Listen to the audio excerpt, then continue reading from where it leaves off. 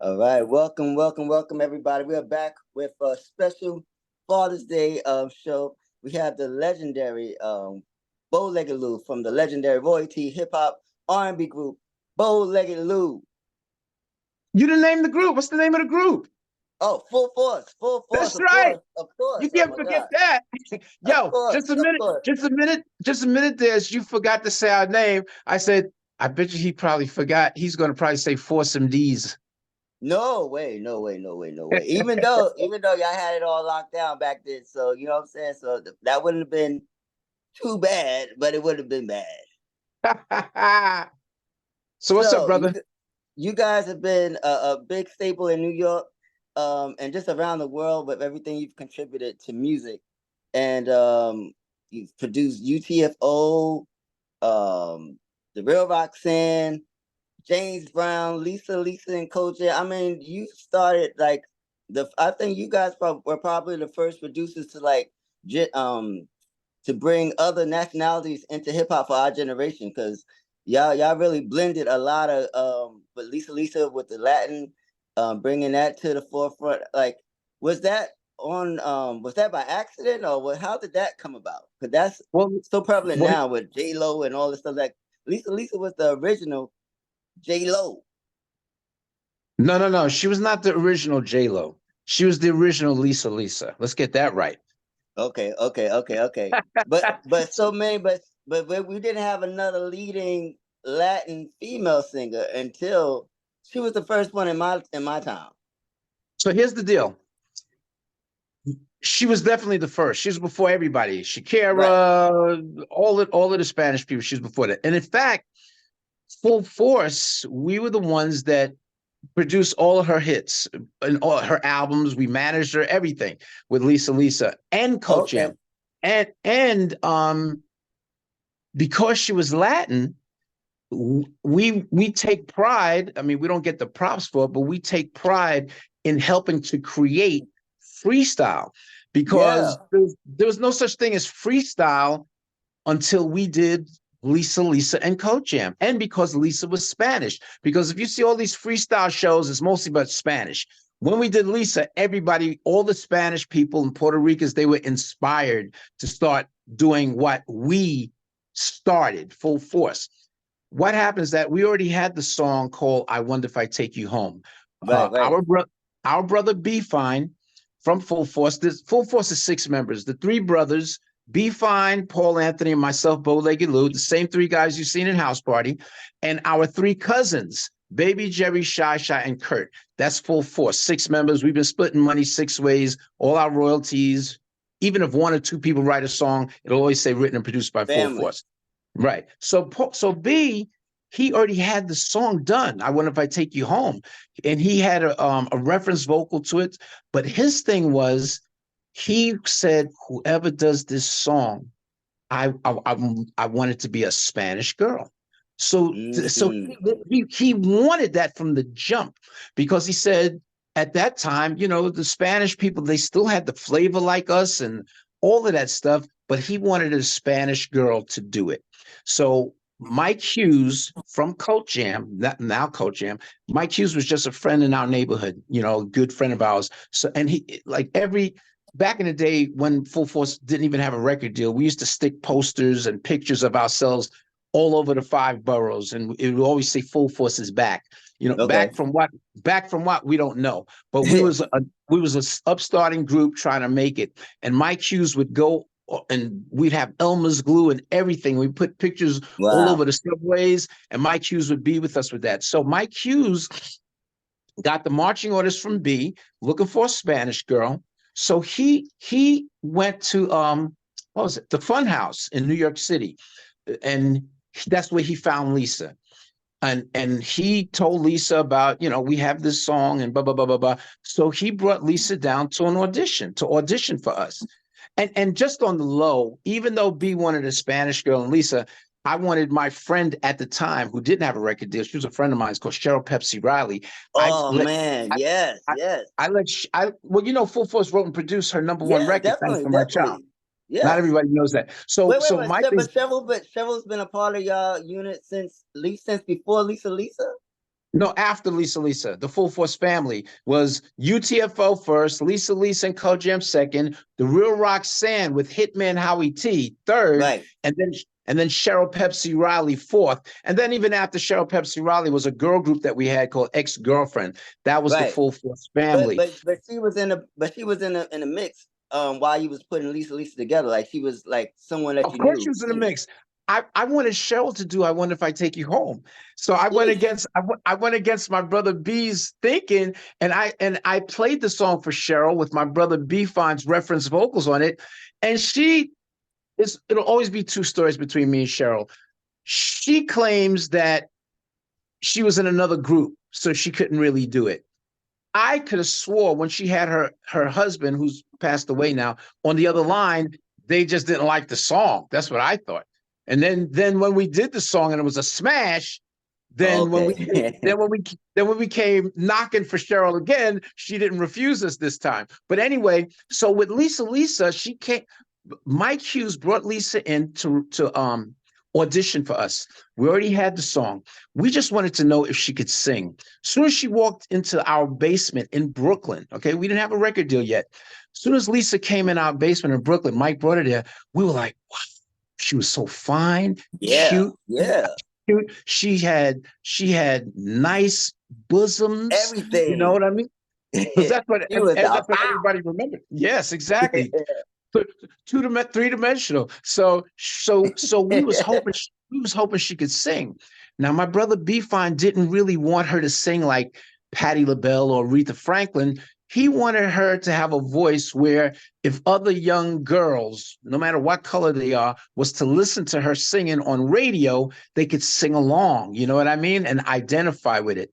So anyway, Lisa starts singing these songs that Michael Hughes wrote for her to sing, and they were horrible. Oh And we my were God. like, we was like so upset because by her singing those songs, it was almost like if she couldn't sing, but the songs was horrible. So Mm. before she left, before we said our goodbyes to her, my brother Paul Anthony from Full Force, he said, "Wait, Lisa, before you leave, is there another song or songs you could sing for us that's probably more familiar that we would know? Any cover songs?" And then Lisa sung this song by Sheena Easton called For Your Eyes Only. For y'all, I doubt. Wow. Whoa. Whoa. Whoa. After Whoa. Lisa sung that, she It was a was wrap. in.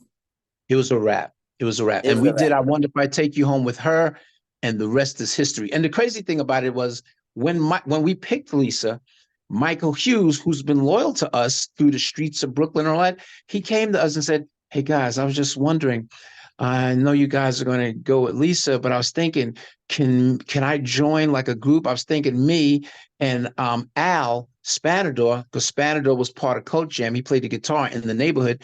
So he says, I was thinking me and Al could be part of the group with Lisa, and maybe we call it, and we'd be Cult Jam. And Okay. then we said, okay, we rewarded him for his loyalty. So our former co-manager who's up in heaven, Steve Salem, was the one that came up with the nickname Lisa Lisa. Because like Duran, Lisa Right. Lisa. Right. So Lisa recorded I Wonder If I Take You Home. And I gotta tell you, it was a smash, It such a was smash. beyond smash. It was such a smash out the box that it took off overseas first. Such a smash that Russell Simmons came into our studio and he wanted to do a remix with us on it, but that didn't happen. But it was a smash out the box, and that came after we produced Roxanne, which is another great story about that. May he rest in peace, because I still mourn him today, and that's Kango Kid, Oh who's yeah, up in definitely. heaven, who's up in heaven, along with Educated Rapper up in heaven. But how UTFO came to be, because they was our first group that we produced. How they came to be is that Kango Kid used to bother my brother B Fine's girlfriend in high school in Wingate High. Okay. And he would be bothering her and teasing her, and she would complain to him. So B says to Mike Hughes, Mike is always in the mix. He said, Mike, do you know this guy? Do you know this guy named Sean Faquare? They call him Kango. Do you know him? Because he's in Wingate. And Mike Hughes says, yeah, I know him. Yeah, well, he's fucking around with my girl, with Booby. That was her nickname. And I want to come see him. I want to fuck him up, because she keeps complaining about him. Do you know where I can reach? He said, yeah, you can come up to the school. I'll show you exactly who he is. So my brother B went to the school, Wingate High, or Winthrop, whatever it was, but he went to the school, and Mike said, yeah, okay, let me bring you to Kango. So what happens that when they went looking for Kango, they said, oh yeah, he's like in a dance program on stage for an assembly program. So they went to the assembly program, and my brother B stood in the cut and watched Kango Kid dancing on stage for assembly. And he was so impressed with his dancing. He told Mike from coaching him, he said, yo, this boy's good, man. Maybe he could do some dancing for Full Force and open up for Full Force, as a dancer. So introduced me to him. So after he finished everything, Mike Hughes introduced him. Hey, Mike, this is Sean Kango. This is B Fine from a local group Full Force, and he just wanted to meet you. And so Mike thought that B was just gonna like fuck him up, beat him up. But B said, hey, listen, man, you dance really good, man. I want you to get in touch with me tomorrow. Mike will give you my number, and I think maybe you could open up for my group, Full Force. You know what I mean? As a dancer. Amazing. But you're really talented. And then B left. Did he ever mention his girlfriend? Did he ever check this out? B never told him, but after B left, after telling him, Mike Hughes said, yo, Kang, man, you know who that was? He said, yeah, he's from a local group named Full Force. No. Do you know who that was? You know what he really came down here to do? He came here to fuck you up, man. He came to kick your fucking ass. He came here to kick your fucking ass. And he said, why? He said, because you know that girl that you keep messing with, Booby, that's his woman. Wow. Said, what? And so what was his energy when he came to the audition and on that? Was there any like weird tension or anything? Who? Who came to the audition? For Kango, when he came to audition, when he came to dance for no. Force. Yeah, there was nothing after that. Okay. I can't hear you. The volume went up.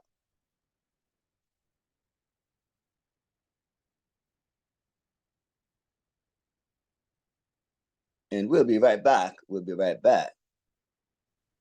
Oh, fuck. Okay, there we go. Hold on for a second, man. Okay. Jesus Christ. Technology is great, but it be messing up sometimes. But but of course you edit this and stuff, of course. Right? No, we go straight live. Oh shit. Hold on, guys. Don't kick my freaking eyes. This is live right now. This is good. You giving us gems, jewels.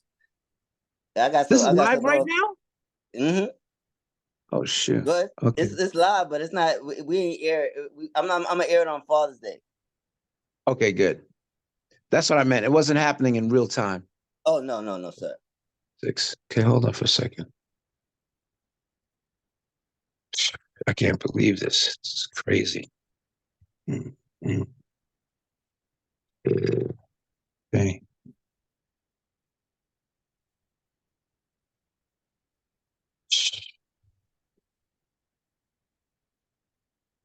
Oh man.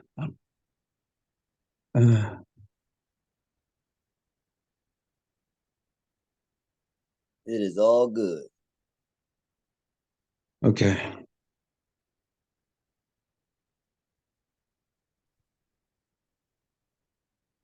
Okay, let's get back to you now. Okay.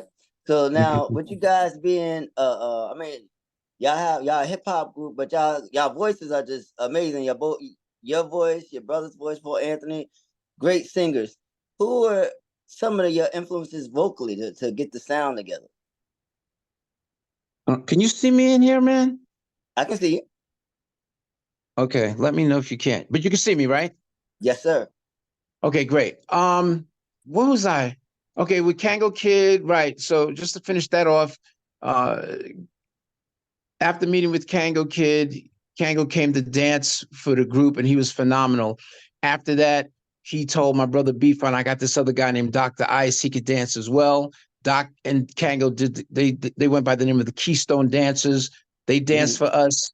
Our co-manager, may he rest in heaven, Steve Salem, he's also got them to dance for Houdini on tour. They were the first dancers to dance with a rap group before Okay. anybody. And then when they told us they could rap, B said, well, let me hear what you could do is rapping. And they started rapping, and then the rest is history with Roxanne. They was doing songs, but I remember my brother B-Fine waking up in the middle of the day and said, yo, man, we was going to come out with this song called Hanging Out for them, called Hanging Out. And B said, yo, man, let's do a B-side to Hanging Out. And, you know, he told the guys, let's call it Roxanne. And Oh my God. it was B's concept. He said it'll be about a girl named Roxanne, and the three of y'all are after her, but none of y'all get her. And that was a first in hip hop because hip hop always got the women. And Right. then after that, Roxanne just took off. It was such a monumental smash that caught us off guard. It was 25 answer back records to that song, I and we produced remember. that. And then after that was Lisa and Kudjum. If I wonder if I take you home. Then after that, all cried out and all of that stuff. And then after that was when we did the real Roxanne with Hitman Howie T. Because Roxanne Shante did a song called Roxanne's Revenge, Oh yeah. which was big, and it was one of the answer back records. So when people started coming out like with Sparky's Turn from Sparky D and Roxanne's Mother and Roxanne's Daughter, I'm like, yo, we better come out with our own answer record. So it was my idea to call her the real Roxanne, and that's what we did. It was the real Roxanne was originally a girl by the name of Elise Jack, and she's the one that recorded the song "The Real Roxanne" on there. But then That was the we light skinned changed. girl, right? She was the light skinned one. She was the original one. But then we changed up in her because of personal stuff, and we got the Puerto Rican girl called Joanne Martinez. Joanne Martinez became the real Roxanne, and she's the one in the Roxanne video. In fact, Okay, okay. But she in was fact, me fine and too. Joe. Oh, are you kidding? She's drop dead good, and she's still beautiful. In fact, maybe about a month ago, me and her reunited for the first time in 30 years. And I took her Wow. out. And I took her out to see this Broadway musical called MJ the Musical, which is a Oh story yeah. about Michael Jackson. Me and her hung out. So it was really, really great. After that, that's when we came out with then Cheryl Pepsi Riley, but Thanks for My Child. But as far as Full Force, Steve Salem, because our father started us off, you know, as singers. My father was the Okay. one that heard my brother Paul Anthony sing in the bathroom. And he's like, went to tell my mother, my God, he could sing. And he started working with my brother Paul. After that, I became jealous. So I said, Mhm. Dad, I want to sing too. And we were little kids at this time. And me and Paul started singing. And then my brother B-Fine, who wasn't interested in singing, my father just forced him into singing with us, you know? And that's how our voices blend, because my father was great with harmonizing and things like that. That's why when we came out as Full Force, Steve Salem told us, because we couldn't get a record deal when we tried as Full Force trying to get a deal, but Steve Salem said, guys, I think if you guys produce other artists, I think you Mhm. guys will then get attention to yourselves, I feel, and then getting a deal for Full Force. So I wasn't with it, but everybody else was, and that's what happened, because I never heard about an R&B group producing for anybody. But Gotcha. we might have been the first. So when we produced UTFO, Roxanne, and then the real Roxanne, and then Lisa, then Full Force got a record deal at Columbia Records, and we came out with Alice, I Want You Just for Me, which was co-written and co-produced by Howie Hitman T. I mean, Howie should have got production credit when it came out, but as young people, you know, Steve Salem was in charge of all the credits and all of that stuff, and we didn't even know, but he should have got credit for co-production also, Hitman Howie T, because Alice was our first big Full Force record Right. out of the box. Yep. Was the those songs that you came out with as Full Force? Were those songs you were shopping when you wasn't able to get a deal as Full Force, or these are songs you No, no. created after? Yeah, songs we created after. Once we got our Okay. deal, we start creating. Because then after Alice, I Want You Just for Me was Temporary Love Thing, which was a Yeah. Oh top my God. Yeah, it was a Yes. top 10 record for us. Then I Classic, think classic. we came out with Unfaithful. What did we come out with? Unselfish Lover. We came out with Unselfish Lover, which was the first time any song used a sample. And we used Billy Squire's Big Beat for our song Unselfish Lover. Other than that, nobody was sampling back then at that time. But Mhm. we did, you know, and we came out the gate spearheaded by my brother Paul Anthony, as you know, we showed our physical things, because nobody talked about physical fitness until Full Force. As far as in music, we came Yeah, out that's a fact. showing our bodies and everything like that. Even when we used to tour, but like I'll never forget Michael Bivins coming up to me and says, "Yo, Lou, man, how do you feel, man? How do you feel that you guys were the first ones to start taking off your damn clothes and showing y'all muscles and stuff way before LL and 50 Cent and all of that? How do y'all feel, man?" I said, "Man, we feel great, because during our shows on concert, Full Force, we had wild shows, man, wild.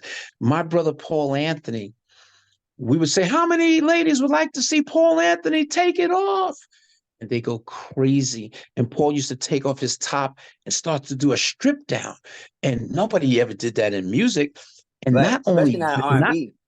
never in R&B, well, not even in hip hop at the time. Yeah. And check this out. When the girls would go, yeah, and he would take off his top, and everything, then I would come on the mic and say, yo, ladies, listen, I know he just took off his shirt, but don't y'all think that's some cheap shit? And they said, yeah. I said, everybody say cheap shit, cheap shit, cheap shit, cheap shit. And then I said, ladies, he's got to finish the job, right? And they went crazy. Yeah. I said, okay, all the ladies in the house say, pull it down, Oh Lord. pull it down. It was bedlam. And then what we do is they say, pull it down. And Paul goes, y'all some nasty motherfuckers, but here goes. And then Paul would start to do take off this, take off that. And then when he's about to pull it down, that nigga pulled it down. He had all kind of different G-strings. That the first night he did it, he had a red G-string and he started posing. And the women was going crazy. Nobody's ever seen anything like that before in music, period, until Full Yeah. Force, you know. So it was, No, man, we well, got some that's why great you all memories. are the pioneers that you are, y'all. You didn't just bring music. You gave image. You represented for the Black community. You represented for yourselves, for your family. It was just a dope time to grow up with Yeah, you man. guys. Now, Yeah. but you guys also produced a project that I was a fan of, and it doesn't get mentioned too often, but I want to get the backstory of this one. LaToya Jackson's "You're Gonna Get Rocked." That Right. album, I bought it and I thought it was great. Such a Wicked Love, Not Giving Up on Love, You're Gonna Get Rocked. How did that project? How did you guys get connected with LaToya? And because I was excited for it. That was right after the Well, Playboy magazine, I or know. before. Don't forget the song "You Blue." You That was blew, that you was my blew. favorite. Oh yeah, definitely, That, definitely. that was my favorite. Well, with LaToya Jackson, and that album did great overseas too. But with Mm-hmm. LaToya Jackson, we was approached to produce her by Skip Miller of RCA Records. And they said, yeah, we love you to produce. I didn't even know she sang at the time, but we agreed to do it. They gave us a lot of money, and we did 4 joints on her. And the first song we did was "You're Gonna Get Rocked," which my brother B Fine spearheaded. In hindsight, looking back, I think "You're Gonna Get Rocked" was the wrong single, only Mm-hmm. because to me it was kind of gimmicky, you know. And the way she opened it up, you know, put up your sleeves, and if you're gonna get, and I don't know, it might have been too gimmicky. It still did okay, but I think if we would have released "You Blue," even more than "You Wicked Love," "Such a Wicked Love," I think that'd have been great.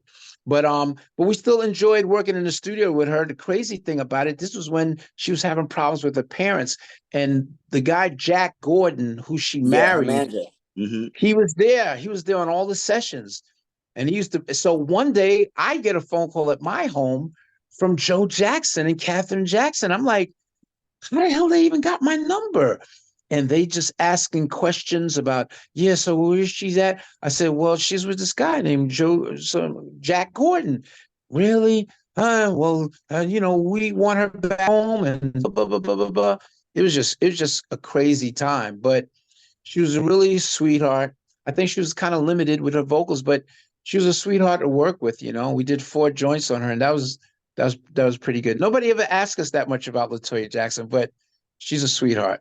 Yeah, that was a dope time. I mean, I'm a Jackson fan, so I was buying all anything Jackson, Freddie Jackson, Janet Jackson, any Jackson. You said Freddie Jackson. Anything Jackson, I was buying. So with y'all's production record and stuff like that, for all the hits that y'all had produced, and I was like, this got to be good, and it was. The whole album I thought was good because she had the Rick Ashley produced on that project too, or somebody that worked with him. So Rick Astley, yeah.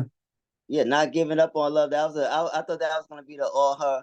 Let's wait a while or all cried out. The tension was there. So you guys did a good job on that joint. So more Thank you, brother. what they say, justice for you're gonna get rocked out. So then you produced the legendary James Brown, which would I'm Real Static. What was that like? That was a great project. Also, we was approached to do that by a guy named damn, what's his name? But he's with some Scotty Brothers Records, which James Brown's, that was the label that James Brown did Living in America on. And when they approached us to do James Brown, we was very ecstatic and excited. And we couldn't believe they was even asking us, but Mr. Brown was a big fan of ours. And when we came to be, I said, sure, we was excited. I'll never forget the a few days before we started working with him, we had heard rumors that he was mean in the studio and all of that stuff. So, we got a little nervous. So I said, let me call somebody that might have worked with him and ask. And I called and I got the phone number of Dan Hartman. And that's who I spoke to. Dan Hartman produced Living in America. But Dan Hartman had his own little disco hits like Instant Replay and Relight My Fire. Yeah. That was Dan Hartman. So I called him up. I said, hey, Dan, how you doing, man? This is Bow-Legged Lou from Full Force. Hey, how you doing? I said, listen, we're getting ready to work with James Brown on a whole album. We're getting ready. It's like a comeback album. I just want to know, is he mean? We heard rumors. And he said, okay, well, I'll tell you what. The first thing, you don't call him James. You call him Mr. Brown, even in the studio. I'm like, okay, we got it. And when we worked with Mr. Brown, we called him Mr. Brown like all throughout the sessions. We still call him Mr. Brown to this day. May he rest in peace. So he said, yeah, Mr. Brown. Then he said, I never used to tell all these stories back then, but I tell them now. And then he said, oh yeah, and by the way, if his wife comes to the session, don't look at her. I said, don't look at her. He said, just don't look at her. I'm telling you, one time we was doing a session and his wife was there and he stopped the session and he said, Dan, why are you looking at my wife? I said, Mr. Brown, I'm not looking at your wife. No, I saw you looking at my wife, Dan. Why are you looking at my wife? I wasn't looking at your wife, sir. Dan, don't look at my wife. And then Dan Hartman tells me, now, Lou, I said to myself, why the hell would I be looking at his wife when I'm gay? Oh my God. So in my mind, I'm like, and listen, I have nothing against gay people, but I was just so shocked that he even told me that. Then I said, oh shit, Dan Hartman's gay? But I didn't care. But he told us different stories about Mr. Brown. So when the first day we worked with Mr. Brown and he came off the elevator, we sent Paul to go meet him. And Paul went to meet him off the elevator. And Mr. Brown had on like, he was dressed to the nines. He came in the studio and he talked to us and he said, gentlemen, I love you. I love you like you're my kids. I love Full Force. And we're going to have a good time working together, okay? I just want y'all to know that. And then he left. And we're like, just like a ghost. He just fucking left. And he said, we'll start tomorrow. Because we thought we were going to start that night. But see, at that time, when we was working with Mr. Brown, he was going through some stuff. That's when he was shooting at his wife, shooting at the car. Oh my God. The gun chases, we was in the middle of all of that shit. And a lot of times Mr. Eddie Murphy used to see us at places, man, Full Force fucked up James Brown, man. James Brown's acting crazy because of Full Force. And it was so crazy. Because the first song, a smash album. I bought that joint, Static, I'm Real. Oh my God. It was another one I think had a reprise to it. Oh man. It was a dope album. She looks all types of good. That one? Yeah, I think that, but it had, if I'm remembering correctly, it had like an extended play? Like it came on and then it came back on at some point. I think that might have been Static. I'm thinking Okay. Static and I'm Real was Mr. Brown's last 2 top 5 singles in his career. That's the last ones I bought. Yeah. Cause y'all brought them back for our generation. You know what I'm saying? So y'all gave them that funk that everybody was sampling. Y'all was able to bring it back to them for one last good time, and we appreciate you for it. Yes, thank you. Now, one more question. But Thanks for My Child with Cheryl Pepsi Riley, because that's like an amazing track. Like what they played that song, if I remember correctly. I don't know if it was Mother's Day or Thanksgiving, but every radio station played it at one point in time at the same time. Do you remember that? Yeah, it was Mother's Day. It was Mother's Day. Okay, that makes sense. Because I was saying Thanksgiving, but I was like, that don't make sense. Turkey and Thanks so much how that be Yeah, thankful, yeah. but I mean, yeah. It was on Mother's Day, and all the R&B stations played it simultaneously. That was huge for our point. That record went #1, and it was a big record for us. It was a big record for Cheryl, and yeah. and I'll never forget. I actually wrote that song. Me, and then Baby Jerry did the music, because people would think that, oh, did Cheryl write it? But Cheryl did have there was a B-side on that called the Confrontation Mix, and Cheryl Mm-hmm. co-wrote some of that. But we was excited when that went #1. That was a huge record. Yes. That was a beautiful album too. Me, Myself, and I. That was a beautiful. Y'all contributed a lot of beautiful work to culture. So I mean, Thank you. I'm sure you get your flowers, but on the soul streets, I want to make sure that I give it to you as well, because the music is like it's timeless. The artists are timeless. Like when I see Cheryl Pepsi Riley today, I asked her, I said, "When are you gonna sing Thanks for My Child?" Because she never sings it out in public that often. So, but hey, well, hopefully one day I'll get to see her perform it live again. Yeah, I'm gonna talk to her. You saw her perform it live before? Yeah, when it was out, she did a show with it was in I believe it was in Queens at a basketball tournament, and you guys were there too. It was Too Hype, Too Hype, the brothers that was that song Too Hype, that Keith Okay. Sweat, it was them two and Cheryl Pepsi Riley performed at some basketball tournament type of situation. And she went on tour with Keith Sweat too. Oh really? And Okay. I gotta ask her, because you're saying when she does. I gotta ask her why she don't do Thanks for My Child. Because I see her in open mics and stuff. So like she Yeah, doesn't she does a ever. lot of those open mics. She should definitely sing that song. Yeah, I'm gonna because ask people her. want to hear it. She be And singing you the know hell out of what? everybody else's song. And there's another song that you're right. And there's another song she should sing. And I'm gonna tell her that when I see her. I'm gonna see her because she's at the Brooklyn Academy of Music. She's doing like a residency. Mm-hmm. I'm gonna ask her also another song that I think she should sing, especially now, is a song called How Can You Hurt the One You Love? And Oh we yeah, we for were the domestic violence. Mm-hmm. yeah, we recorded that on her, and it was a top 20 hit. So she should sing that too. I'm gonna tell her. Yeah, yeah, because she really should, because that Mhm. song "They So Much Out" for sure is a song that we all be behind the scenes like, why she don't ever sing that song? Because like Allison Williams, she sings "Just Call My Name" a little bit more than because she'll never sing "Things So Much Out." But then you got history with Allison too, because she sang basketball, and y'all had something to do with that. We Yeah, co-wrote we co-wrote that. We co-wrote that for Curtis Blow before Full Force was even known, yeah. and and the musicians played on it as well.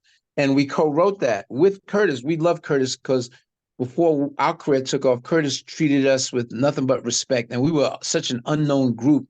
But he treated us with respect, and he took us on tour with him, Wow.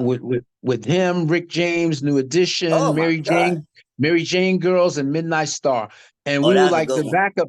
Yeah, we were the backup band, and we also sang Party Time because we did that as a sing Party Time. Whoa, it's party time. We're having a party on Curtis Blow first before I forgot his name. He did like a remake of it though. But yeah, Curtis Blow. We did that with Basketball, which is great. Which is a great song. So that Still was your great to us first. today. That's your first hit in the industry was basketball. Co-writing, yep, and we co-wrote that. We didn't produce it, but we co-wrote it. That was our first hit in the industry Right. before Full Force became known for producing UTFO. Well, that's amazing. That's amazing. You've had you guys continue to have amazing journey. We haven't even didn't even get into the pop acts that you continue to write for New Kids on. I'm not New Kids on, but No, NSYNC the and Backstreet Boys, Justin Backstreet Boys. Timberlake and NSYNC, Britney Spears, LFO. We worked with Selena. We were the last American producers to work with Selena. Yeah, May she rest in peace. And we co-produced on her album. And so many Samantha Fox, we had big yeah, hits with Samantha as Fox. well. Oh my God. Yeah. We That, did Little Kim. We did Rihanna on what Rihanna's was the debut story? album, Cause y'all Pon name de gets Brooklyn. called brought up with Nicki Minaj too. So what did y'all do for Nicki Minaj? Nicki Minaj, we started out. I'm gonna send you, you know what I'm gonna send you? I'm gonna send you this link that this video link that we're proud of actually, and you just learn a lot of things that you never knew about us. You'll be like, holy crow. And we talk about Nicki also, and Nicki's on there talking, saying my name like 3 different times in the whole video. Okay, But what we did yeah, I is would love to see it. we worked with her in the early part of her career when her name was Nicki Minaj. And then we worked with her. We got her together with my son, Lou Star, in a group called the Hood Stars. And Okay, when we produced a song called The Autobiography, which was like a big mixtape joint for her. It was a life story song that we produced and sang on as well. So we did stuff in the early going, but we tried to get her a deal, but it was hard. We took it to 50 Cent. We took it to Jay-Z. Nobody wanted to deal with female rappers at the time. So when we parted ways with Nicki, we parted ways amicably. But I told her, Nicki, you should jump on MySpace and see what's happening on there because you never know. And that's what she did. And then Fendi discovered her, changed her name. Then Debbie. I explain it in the link. Anybody can look it up okay, on YouTube too. Just Google Full Force Nicki Minaj, you'll see. But I'm gonna send you the video link. You'll give me your number before we close out here. okay. But I appreciate this time and thank you so much for sharing your journey and your story. And thank you once again for all the contributions you've done. You've given us in music because you guys were the shit. Y'all was in movies, producing hits for yourselves. I mean, y'all made New York. Y'all was part of y'all are New York motherfucking city. Like this shit was crazy. You have to be Thank there you, type brother. shit. You Thank had you, to be brother. there type shit. So I'm glad I was. I'm glad I was. Are you guys from Brooklyn or are you from Yonkers? Because I saw something where y'all from Yonkers, but then I hear Brooklyn. Yeah, I don't. yeah, we're not from Yonkers. We was raised in Brooklyn, New York. That's where we made it out of. I was born in St. Thomas, Virgin Islands, but we all, me and us and our cousins, we all was raised in Brooklyn, and that's where we came out of. Not Yonkers. I know that's on the internet, which is crazy. Yeah, yeah. I was like, I've never heard that before. I was like, but then that would be everybody in Yonkers would be bigging that up because ain't. I mean, there ain't but so many people that came from y'all, even though some great ones, but. You guys would definitely be mentioned if y'all was from Yonkers, but I saw that. So let me clear that up real quick in my own head. It's all good. All right, All so right, my until brother. Am I still on the air? yeah, we're about to close it out now. So that, Let me say this real quick, just real quick. So we talked about the music, and there's so much more stuff. But when I send you that link, you could probably even share it with your listeners or whatever like that. But definitely. but also House Party. People like to ask questions about House Party, but House Party was me and my two brothers, Paul Anthony and B5. We played Stabzilla and Pee Wee. And what happened is that when they wrote the original script, when Reggie Hudlin wrote the original script, how we knew about the audition, he described Full Force in the script. He said something about not Kid and Play, because at the one time it was supposed to be DJ Jazzy Jeff from Fresh Prince doing it, but he Oh, really? said, Oh, I can see yeah, that too. in the beginning. But in the script it says so and so is accosted and threatened by three bullies with jerry curls and great physiques. Somebody like Full Force. That was actually written in the script. So Wow. one of Reggie Hudlin's, who's the writer and director of House Party, one of Reggie Hudlin's friends, Robert Ford, said to him, "Why don't you just get Full Force?" And Reggie says, "I don't. Do you know him?" He said, "Yeah, I know them." And Robert told him about us, and we went to audition for the Hudlin brothers, Reggie and Warrington, the three of us. And we did, because being that the three of us got great chemistry from when we were young, because I majored in theater when I was in college, but I always loved acting. And me and my brothers used to always do little plays in the house, just our own original plays that I would force them to do. So when we did the audition, we just did improvisational, and we got the part right on the spot. Now, when we all went to Los Angeles to do a table read with us, Martin Lawrence, Kid and Play, John Witherspoon, Tisha Campbell, AJ Martin, I mean, everybody, Oh my God. You got we're doing history. we're doing the table read. And then after the table read, we go back to our hotels and I tell my brothers, I said, yo, Paul, Lou, I don't like the way we're portrayed in this movie. We're just regular bullies with no personalities. The both of y'all already did that in Crush Groove because my brothers was two bullies in Crush Groove, and they just had two scenes and just beating up Russell and Blair. So I said, listen, I'm going to change up this part right in the script. And we're going to show it to the Hudlin brothers and see what's happening. I said, B, because in the original one, my brother B Fine was called Pee Wee, and I was Zilla. My brother Paul was always Stab. I said, B, we're going to change names. Since I'm the smallest one, I'll be Pee Wee, you're Zilla, and let me change this. I'm going to talk like this throughout the whole movie. So my brother's like, what are you talking about? I said, yeah, that's what I'm going to do. I said, don't do that. I said, no, it'll be funny. And my inspiration for that was Joe Pesci from Lethal Weapon 2, I think, with Chris Rock, and he's going, okay. He was my inspiration, and Curly from the Three Stooges. Those two was my inspiration to do that Pee Wee part. So I ended up changing one scene with "I'm gonna kick your fucking ass." I made that up. I also made up "I smell pussy." I made that up. Oh and man. Because I used to say that in the studio by myself.